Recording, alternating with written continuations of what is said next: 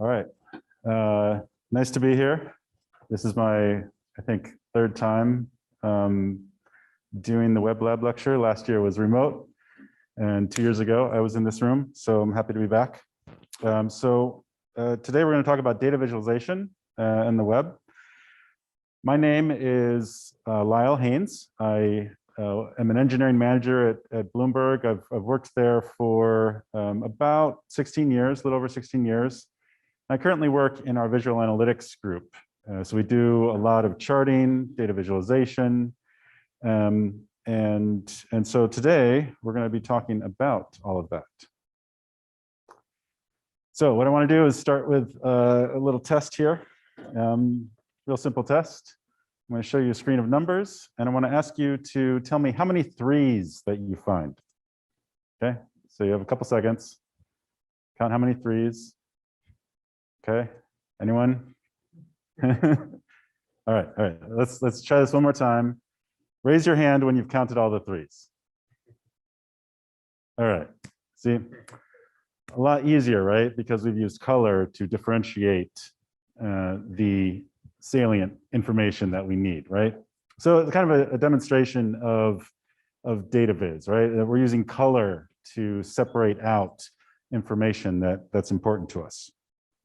So what I'm going to do today is we're going to talk a little bit about data visualization, what it is. We're going to talk about technologies around doing charting, especially in a web platform, because that's what you all are working in. And I'll spend a little time at the end just talking about how we do some charting at Bloomberg. So let's start with a primer here.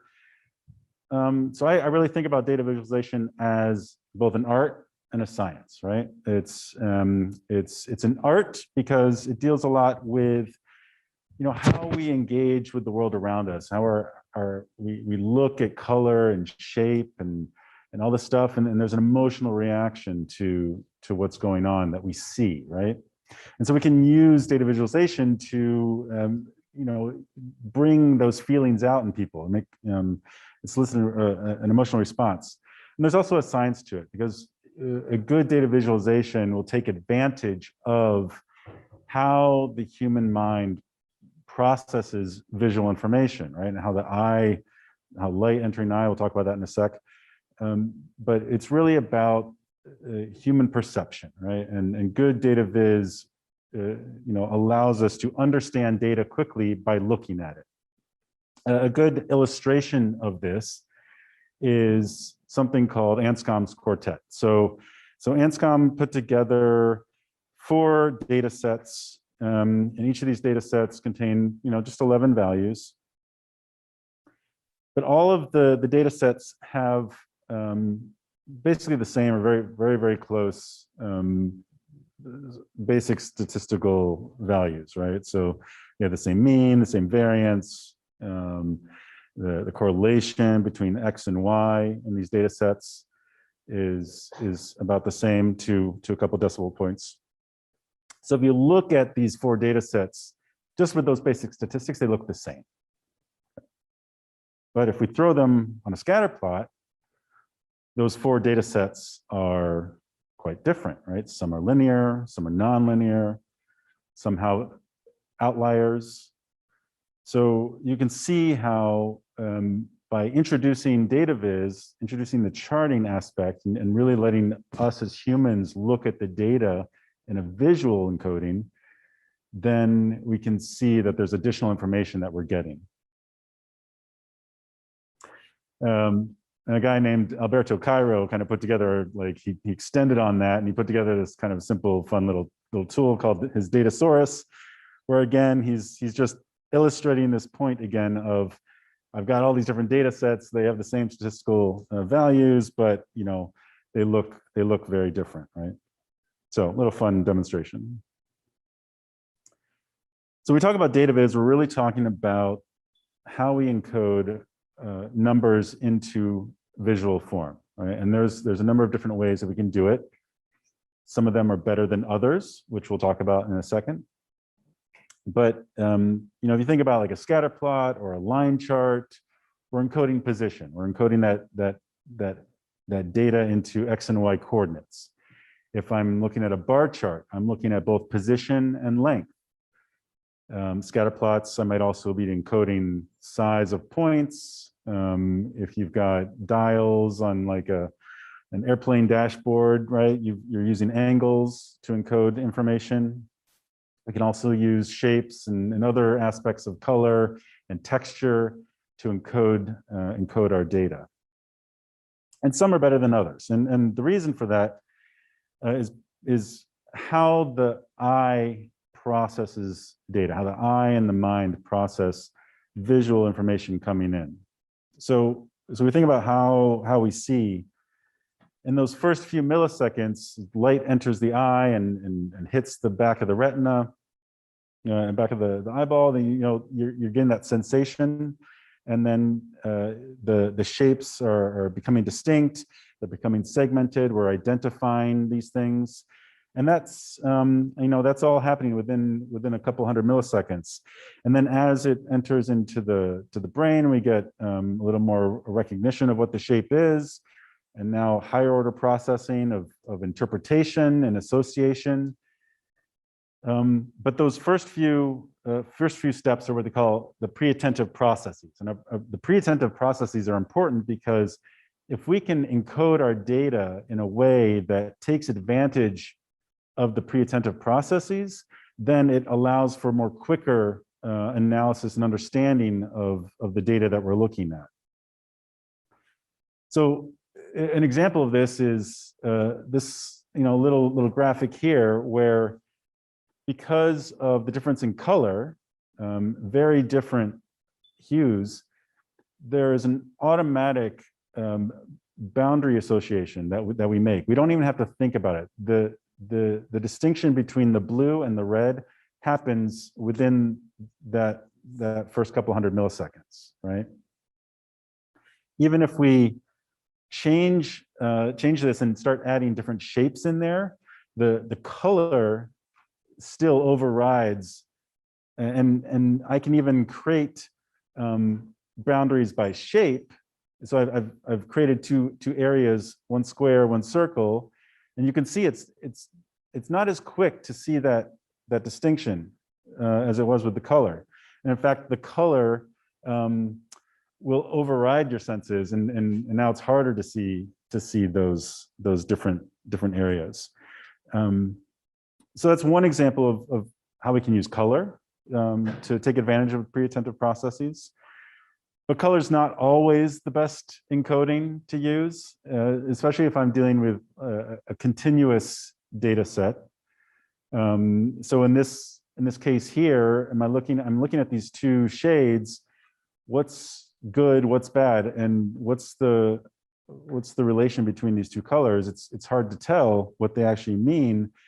Now I can throw a legend up there, right? And now I can see, okay. Now I see where those colors lie in my total range, right? And so the legend helps us interpret it.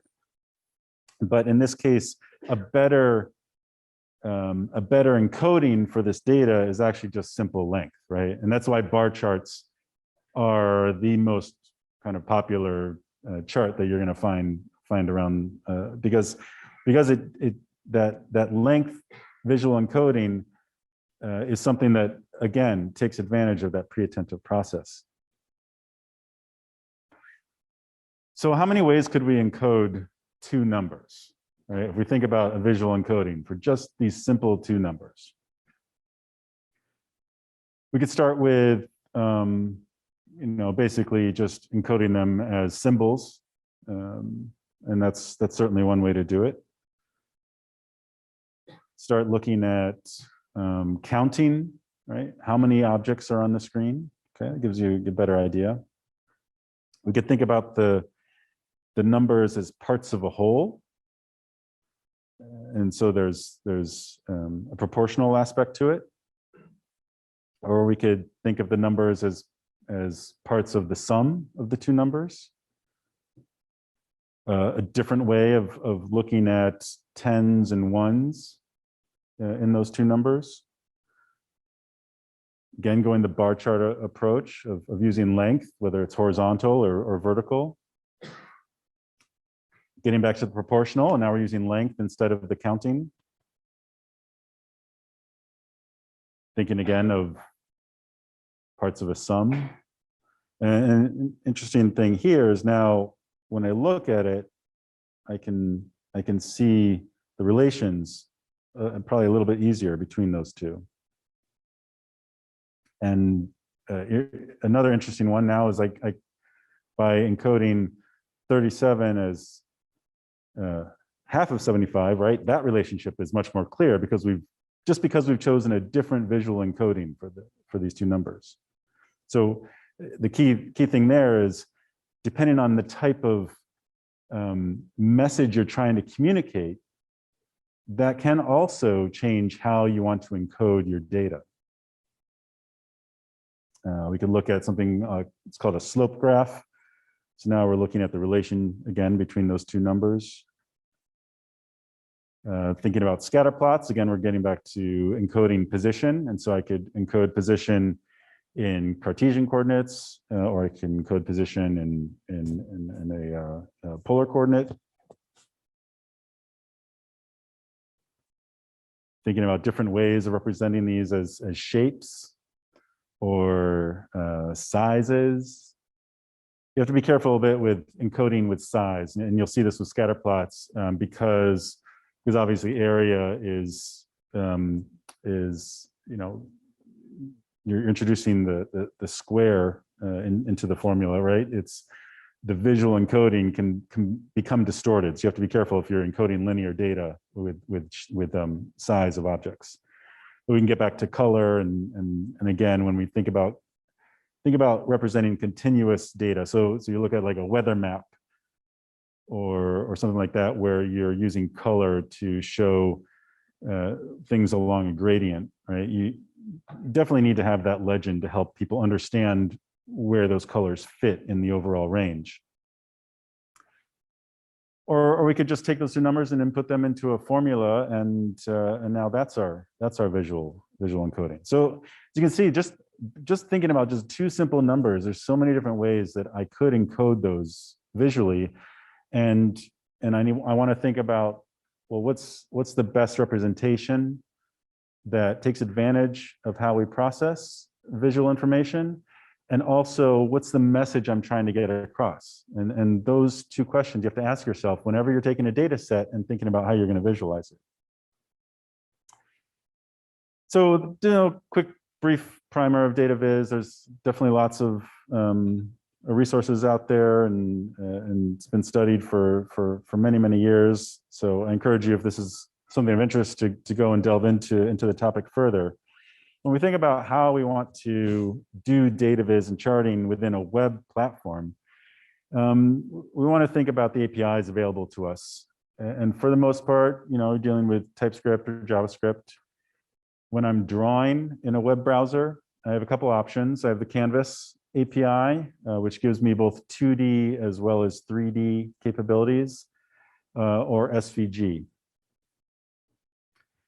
So if we compare those two, SVG is a XML document. So when I want to define my graphic, I'm going to represent it as these XML tags, right? So in SVG, I'm going to say, okay, I want the G element, which represents a graphic element. I'm going to define some properties of this graphical element, such as its stroke color and stroke width and other things about the line that's getting drawn. And then I'm going to define for this smiley face, I'm going to define 4 paths for all of the lines within that smiley face. And because they're arcs, the SVG has commands in it. So the first path, I'm moving to an XY coordinate, and I'm drawing an arc with those parameters. Same thing for the other paths. And so now I've defined my scene, and that's my SVG, and I can kind of say I've got that SVG document, and I can pass it around, and anyone who can look at an SVG will now see my graphic. Canvas, I'm writing code to do my drawing. I'm doing the same operations as I did with the SVG document. I'm getting my drawing context. I'm specifying some properties such as the stroke color and so on and so forth, whatever else I want to define about that graphical object. And then I'm going through that same process of giving it the commands of where and how to draw the arcs for that smiley face. So you can see the output is the same, right? So both of these APIs, and this is the Canvas 2D API, WebGL is its own thing. But at least as far as 2D, writing with Canvas, writing with SVG, I'm gonna get the same output essentially. So how do I choose which one I should use? So SVG is declarative. So I can define my scene as this document. And once I've created the document, then that is the representation. And I can just pass it around to any SVG viewer.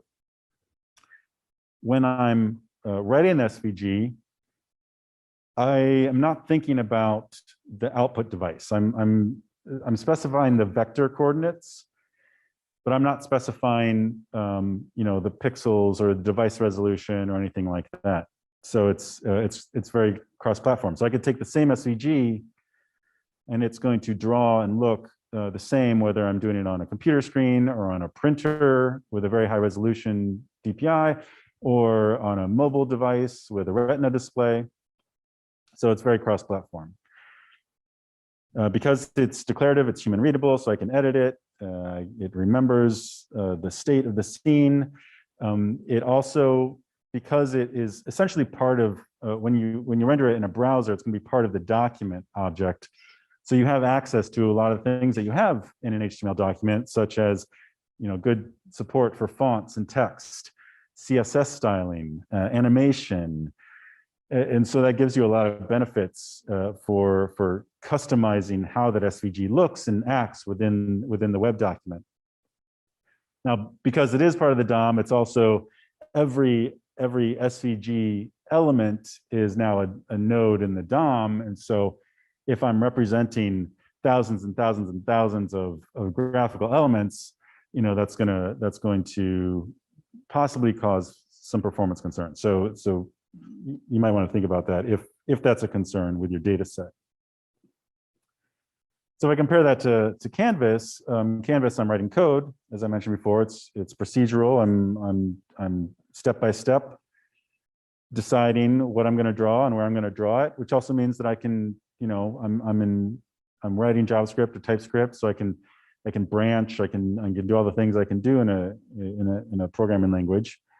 It is raster based, so I do need to think about the output device. And so if you're writing your web page and you're drawing to a Canvas element, if you try and draw that same web page on a retina display, you're going to have to take into account the device pixel ratio that you can query the browser for that information, but you do have to take advantage of it so that you can size the Canvas element properly so that it looks crisp and is not like scaled or distorted. Canvas gives us some simplicity in terms of the document structure, since it's only one element in the DOM, but it is essentially a bitmap. So I'm in order to redraw that graphic, I have to run the code again, right? And so there's a drawback there, but it could be a benefit as well. And because it's essentially a bitmap, I can take that and export it as an image very easily. Performance is if I am dealing with lots and lots of graphical elements, performance is going to be better. But like I said, I do have to rerun the code if I need to redraw that scene. And also when I'm dealing with interactions. So if I have someone who wants to take their mouse pointer and click on an element in that graphic, I have to handle that myself in my code. Like SVG, you kind of get some of that already built in. Canvas, there is, I think, some stuff that's being done to help in this regard, but for the most part, you do have to like say, okay, am I over this point? Am I over this object that I've drawn? Okay, now I know when I click on it, that's what I'm hitting. And styling is, you have to define the colors and everything yourself. You can't use CSS for it. So an example of using Canvas, if you go to playcode.io, bb canvas, show you a little example of this. So the basic idea here is I've got an HTML document that is really just my canvas element. Okay, so I define it with the canvas tag. And then in my script, I grab a reference to that canvas element. In this case, I'm setting the width and height to some particular value. Think of 600 by 400, whatever it is. You can, if you want that to be dynamic and change with window size, well, then you can write the code to figure out what's the width and the height and how to adjust the canvas size. Similarly, if I'm dealing with that device pixel ratio, I'm also going to have to do some magic here where I set the width and height of the canvas to a particular size, and then scale it with CSS to make it fit within my bounds. So definitely some magic there. But once I have my canvas element, all I'm doing is I'm saying I want to get the 2D context, right? So with Canvas, I have access to a 2D renderer, a 2D API, and the 3D API. And if I get the 3D context, then that's a whole different thing. That's WebGL. That is a lot more in depth. But I've got plenty of capabilities there with 3D and also 2D. But essentially, I'm going to grab the 2D context here.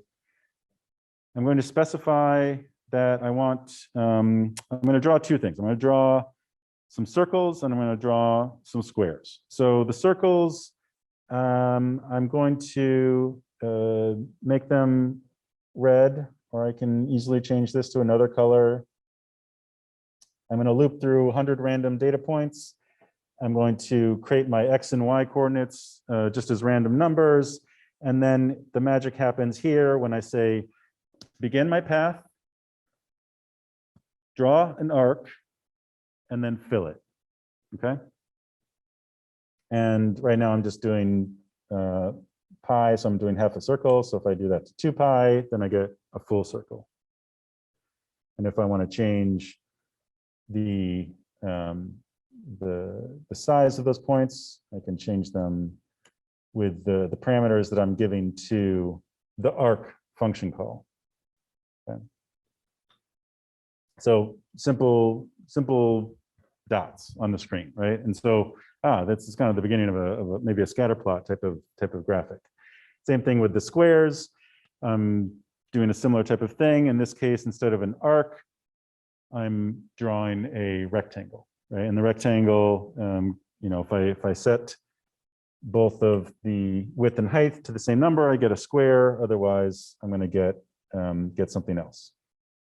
So Canvas API, it's very simple. It's you basically it's very basic drawing API, right? So I'm doing these commands of, hey, move to this coordinate, draw this type of thing from this coordinate to this other coordinate, or width and height, or radius, or whatever it is.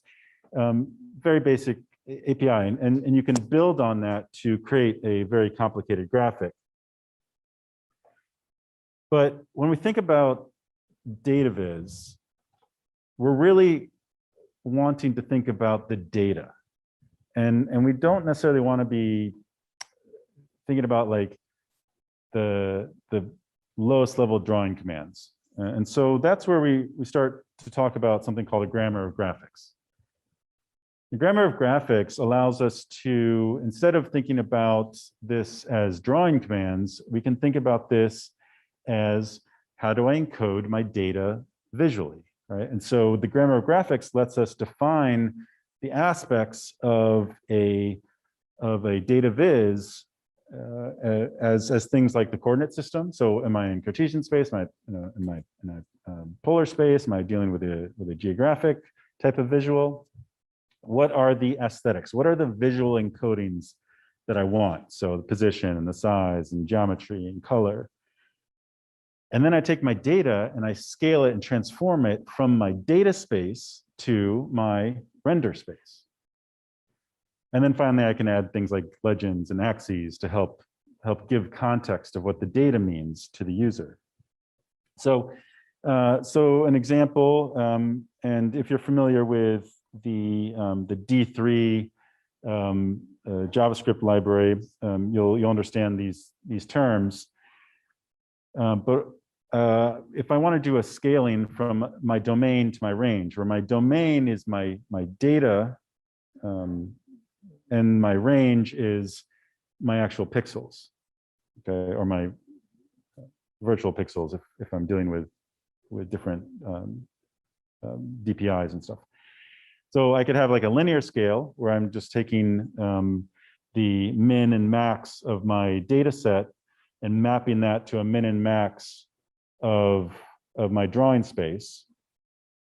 Or I could think about a discrete type of scale where I've got some number of non-continuous values. So, you know, maybe names or numbers, whatever the categories of things. And I'm mapping those categories to some visual encoding. So in the case here of taking apple, banana, and orange and mapping those to blue, red, and green. Okay, and so those are the scales, and those are a pivotal part of a grammar of graphics is being able to scale from the data space to my drawing space. So if I'm writing code for this, you know, if I want to do a chart in a web page, I can import the D3 library and use the D3 scales. And so, you know, as I had just shown, I'm mapping from that domain to a range, right? And so I'm creating a linear scale with D3, and then I'm setting the inputs for that scale for the domain to the min and max of my data set, and setting the output range to the min and max of my drawing space. And then as I go through all of my data, so let's say I have an array of numbers, and I iterate through that array of numbers, and I apply the scale to each of those numbers, and the output will now be, what's the Y position for where I want to draw it? So let's say I'm drawing a bar chart. I'm going to have an array of X's and an array of Y's. And so the X's I might map to time values, and the Y being mapped as my domain being like stock prices, right? And so now I can take that output X and Y and know where I need to draw on the screen for this time period and this stock price. So another example, and the play code IO BBD3. So this, similarly, we're going to draw some dots on the screen, but instead of just kind of doing random numbers, I'm actually going to take a data set and I'm going to do a scaling on it to create a scatter plot. So the data set that I'm looking at is, it's a pretty standard one when you're testing scatter plots in data visualizations. It's the iris flower data set. Basically encodes a few different things: sepal length, sepal width, petal width, and then the species of the flower. And there's 3 species here. So Setosa, versicolor, and virginica. Okay. So essentially what I'm going to do is I'm going to map 4 things from this data set. There's 5 columns here, but I'm going to map 4 of them. And I'm going to take the numerical values and I'm going to map them to X, Y, and size. And then I'm going to map the species name to color. Okay, so then essentially I'm going to have 3 different colors. And I want to use D3 for this. So with this, I need essentially 3 scales. I need a linear scale for my X values, a linear scale for my Y values, and then we're going to do a square root scale for the size values. As if you recall, and I mentioned earlier, when you're thinking about encoding a linear data set into size, you have to take into advantage that distortion. So in this case, we're going to use the square root scale. And similarly to my simple example before, we're going to input, okay, what's the domain and the range? So the range for the x is the width, the range for the y is the height, and the range for the size, I'm setting the minimum size that I want as 3 pixels and the maximum size that I want as 10. And then my domain, I'm reading from the data values. So basically my data is this array of objects. And so the D3 API gives us a nice little function where I can calculate the min and max. What's the extent of this particular column in my data set? So in the case here, for the Y scaling, I'm taking the sepal width element of each array index, and then it's going to output the min and max of that particular column in my data set. Okay, so I've got the scales, and then I have a fourth scale for the color. And so in this case, I'm going to take an ordinal set, an ordinal scale, which means that I'm mapping those 3 text elements to a color array. So D3 provides us a number of different color palettes that I can choose from. And so this one, I'm describing the scheme set 1, and that is my output range. The domain is essentially is going to be the 3 text values. And then to actually create my graphic, I'm going to loop through every row in my data set. I'm going to scale the X, scale the Y, scale the size, and scale the color. And with that information, now I can draw some arcs. Each arc, I begin a path, I draw it at the X and Y coordinate with the radius from the radius scale, and then fill it. And the fill style comes from the ordinal color scale.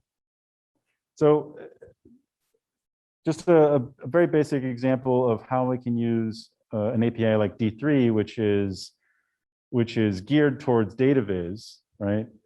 To take a raw data set, map it to something that I can use for drawing, and then I can use my Canvas API, or I could use SVG here too, right? That's up to me.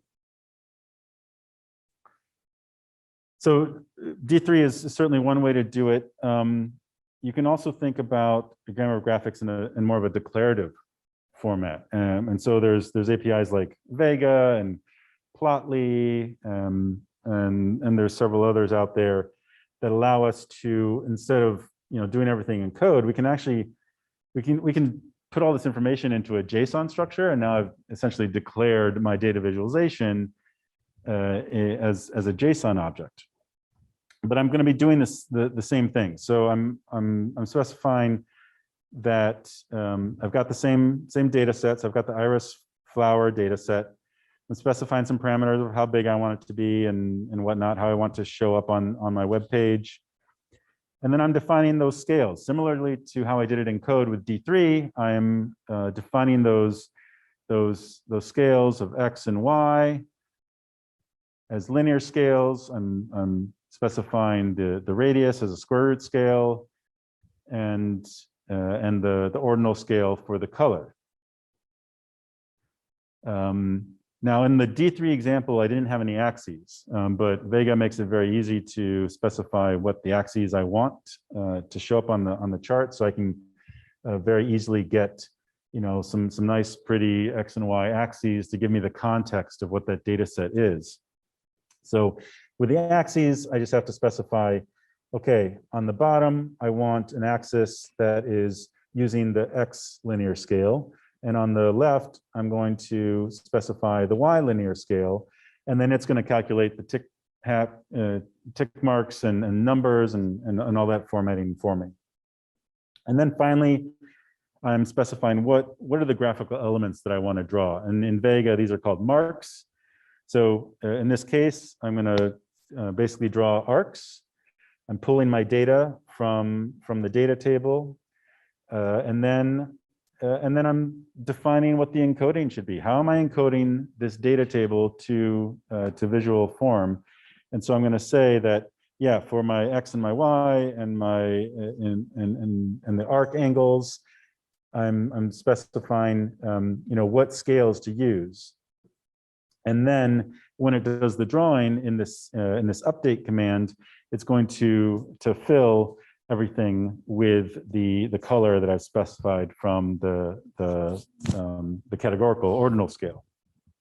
And I can specify hover interactions. So now if I move my mouse over the different dots in my graphic, it's saying, hey, fill those with an orange value. So an API like Vega or these other ones that allow me to kind of declaratively define my visualization without really much code. Yeah, you're thinking about it in code because you're trying to think about how am I mapping stuff and order of operations that need to happen. But really for my code, all I'm doing is creating a Vega object, giving it this JSON specification, telling it, hey, render with canvas. I could specify render with SVG, and where's the div element that I'm going to kind of draw to. So in both the D3 and the Vega and many of these other APIs, again, we're dealing with a grammar of graphics, right? And it allows me to very easily take a data set and just map it to some visual form. Any questions on that? What I want to do is spend the next maybe 5-10 minutes just talking a little bit about Bloomberg and the kind of data visualization and charting that we do at Bloomberg. We are dealing with financial data, okay? So when we think about the clients at Bloomberg and what they need data visualization for, they are making decisions, right? And so they need to look at patterns in data, they need to look at what outliers are, and to look at maybe two data sets and look for correlations between them. The markets are updating in real time. So how do I react to change? How do I get notified of change? How do I see change? And then taking all that information, like where do I think things are going to go? So can I identify trends in the data? So there's a number of ways that we provide that at Bloomberg. And there's a lot of back-end, processing that happens on data that pulls out information, key information that we feed to clients. And so, compute power and processing and algorithms and machine learning and all that stuff is doing wonders for that, right? And we certainly do that at Bloomberg. But at the end of the day, there's usually a human making a decision, right? And so we may go through all this processing and say, hey, here's the information that matters, and let's give it to you. But now, how do you want to look at it, right? So now we need to look at it. So there's a number of ways that we do it. A number of different types of charting widgets. I could say that we provide to users to let them look at different types of data sets. Things, time series is obviously probably the most important one because we're dealing with financial data which changes over time. But there's a whole host of others.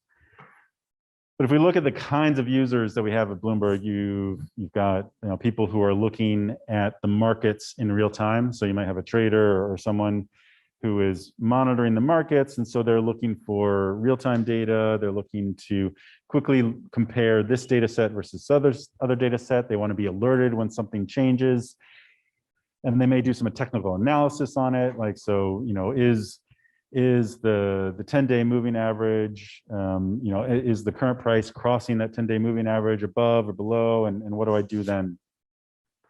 So we provide, lots of different ways of people to look at this data. It might be a simple table of numbers here, but we're using color to differentiate things that are up versus down. We've got little spark lines there to show the context of what that value is. If a number by itself may not mean anything unless I see what the context of it is. Is it up from yesterday? Is it down from yesterday? I might want to look at a single security, like a stock or a commodity or a currency. And what are all the different attributes of that particular security? So what's its price? What's its performance? What's its average volume at time?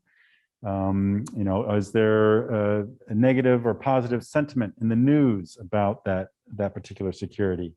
And so we can have little, kind of graphical screens like this that just use some mini charts to give me context of a number and how that relates into the overall patterns. If I'm looking at like a technical analysis type of workflow, oftentimes I'm maybe doing some back testing on a trading strategy. I might need to get signals to me about when I should make a trade. So we can use graphics to kind of show where you might have done a buy and a sell for a particular security to satisfy your trading strategy. Other types of users are looking more broadly. They're thinking about what is the overall market doing? What is happening in the entire commodity space? And so this type of user really wants a high-level view of data, right? So they might start on a screen like this where I'm looking at the entire market, and I'm looking at it as in a proportional manner, and in also a hierarchical manner, because when you look at the markets, you may say, oh, I'm going to look at the energy sector, but then I can drill down into subsectors within energy. And so what's the performance for the day for that particular sector or that particular part of the market? And then I can drill in to more specific things that I can then use to make decisions for my team. Or I might want to look at a single security and say, okay, what is everyone's viewpoint on this security? So are they saying we should buy it? Should we hold it? Should we sell it? Right. So we can use a stacked bar chart here to show how that sentiment has changed over time. And then again, drill into specific people.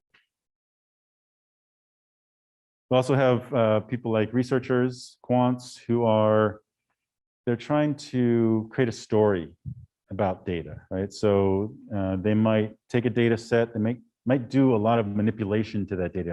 They might put an algorithm on that data to kind of figure out what's going on and try to figure out some relationships or produce some analysis from that data. So they're manipulating the data and they're working with it.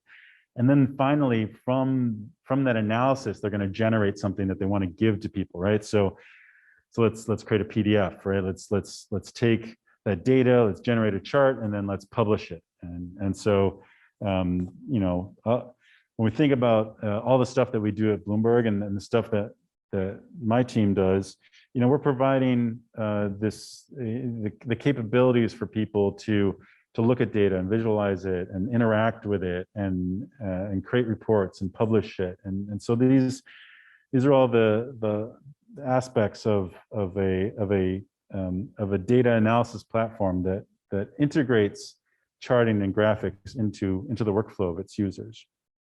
So that is it. I think we've got probably like 10 minutes or so. Any questions anyone has, feel free to ask now. Thank you.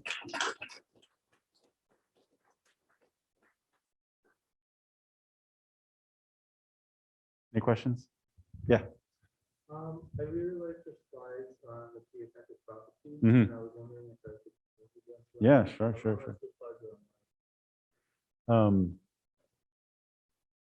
Yeah, right up here.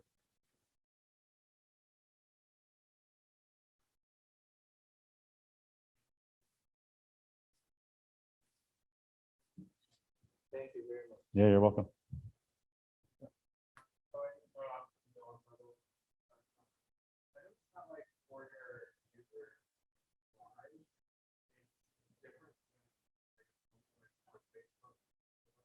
Mhm.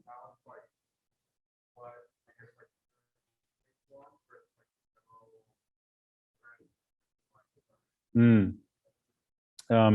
Yeah, and I think the screenshots I have here are probably a little old. I think if you look at like so Bloomberg provides something called the Bloomberg Terminal, which is essentially a software package for running analytics against data and looking at different data sets and taking action and whatnot. The UI for it, it's a Windows application. It acts somewhat like a browser, but it's the UI is set up in such a way that there's a command line prompt. So a lot of when you use the Bloomberg terminal, you type commands a lot of the time, but then you interact with the screen with a mouse or touch device or something like that. The look and feel of the terminal is it's evolved over the years. I think it actually is getting closer to what you find in web browsers these days, where you've got dynamic layout and the way the elements on the screen show data, you know, as I expand and contract or change the shape of my window, I'm going to see different types of data laid out in different ways.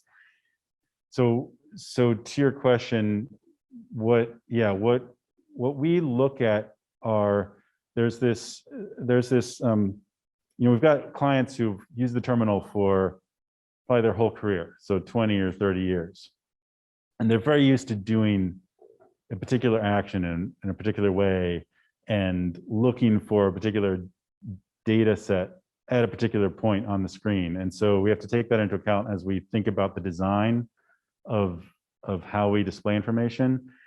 But at the same time, wanting it to be modern and like a web browser where it is, you know, things are maybe changing or shifting as I'm interacting with the screen and moving things around or whatnot. So yeah, it's a UX challenge, and we have a full team of UX and VX designers that think about everything from the size and placement of different types of elements on the screen, you know, to the colors we use, and you know, what is the right color to make sure that a user sees a particular piece of information quickly and easily, while at the same time having an overall aesthetic that is, you know, that is modern and whatnot. So yeah, so it's like we're constantly iterating on the design of the terminal to kind of serve all these purposes, and really it's about talking to our clients, figuring out what is the workflow that they're trying to do, and how do we design something that makes it easy and intuitive and reduces the number of steps people take to take a particular action for that workflow. Hopefully that answers your question. Any other questions? Yeah.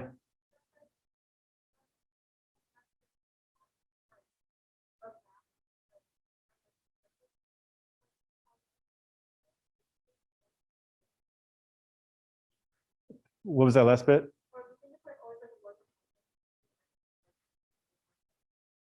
Yeah, I think you can get to a point where it gets back to that question of what are you trying to communicate, and is the graphic communicating that information effectively, right? We are like our time series charts that we have for the Bloomberg terminal have basically looked the same for probably 15 years, because they got to a point where they're communicating the data effectively. But even so, we're iterating on it. And in fact, I was having a conversation this morning about how we represent when I've got multiple data series with multiple axes, and how do I associate a particular data series with the axis that it applies to, right? And we're rethinking about how can we make it clear that this line belongs to this axis and this line belongs to this other axis with a different shape or a different color or whatnot. So yes, I think graphics get to a point where they are effective, but there's always a possibility of iterating and seeing if there's something different, or maybe thinking about, I'm communicating this particular piece of information, but I also need to communicate this other thing. So maybe I can add another graphic or slightly modify this one to give some additional context or additional depth to the information that it's already presenting. So yeah, I think it's an iterative process that can continue, even if you feel like the graphic is doing its job. There's certainly opportunities to do more. Yeah. I'm under this tile, and I was wondering what kind of latency does the Bloomberg terminal have? How does that affect a trader's real-time trading? Yeah, it's a good question. So the way things are set up is we've got data centers in the US, and you might have data flowing in from an exchange that's located in Chicago or exchange that's located in Tokyo. And so instead of having all that data come to the central data center and then going back out to our clients, what we often do is we'll have localized data centers near the exchanges to reduce that physical distance, so that we can get that latency down as low as possible. So if I'm monitoring the Tokyo markets, most likely I'm probably in Japan or somewhere in Asia, and so I'm physically close there. So instead of having that data go from the Tokyo exchange all the way to New Jersey and then back to where I am in Asia, it'll actually just flow through that local data center. The other thing is that we lease lines so that we have dedicated connections to our clients. So our clients are not necessarily, you can connect to the Bloomberg network over the internet, but oftentimes if a company has a Bloomberg terminal, they're going to have a direct leased line connection to our data centers, so that the only traffic going over those wires is Bloomberg traffic. So yeah, there's a couple of ways that we try and deal with latency issues. Co-location and also dedicated lines, which makes it very fast. Yeah. There's a question in the chat. You'd like to be good at many things, communicating and visualization, design. What do you think is the most? Oh, that's a good question. I mean, there's so many good APIs out there. I don't think you need to be an incredible coder to do data viz. I think the more important thing is to understand what your data is, what's the message you want to communicate, and then what are the possibilities you have to encode it. And I think if you are going to be doing a lot of data viz, then building that skill set is probably the most important thing.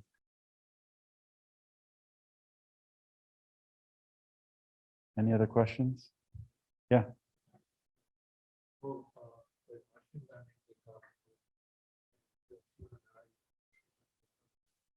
Sorry, what was it? Repeat it again. So is machine learning because of lens,